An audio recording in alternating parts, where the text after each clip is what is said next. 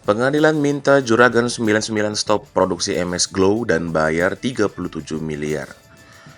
Pengadilan Negeri Surabaya akhirnya mengabulkan gugatan PT PS Store Glow Bersinar Indonesia terhadap merek dagang MS Glow. Di samping itu, pengadilan meminta Juragan 99 membayar kerugian senilai 37,99 miliar kepada PS Glow. Selain itu, Juragan 99 tanpa hak dianggap melawan hukum pada merek dagang MS Glow. Nikita Mirzani juga menyindir Juragan 99 yang kalah di pengadilan. Dilansir dari Instagram @nikitamirzanimawardi Kamis 14 Juli 2022. Publik pun seolah menunggu bagaimana kelanjutan dari kasus MS Glow dengan PS Store.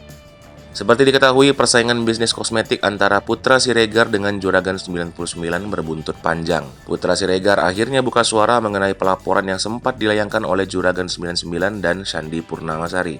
Sebelumnya, Shandy Purnamasari telah melaporkan Putra Siregar ke pihak kepolisian. Pelaporan tersebut atas dugaan pelanggaran pidana penipuan dan merek dagang, di mana laporan tersebut sudah dilayangkan sejak 13 Agustus 2021.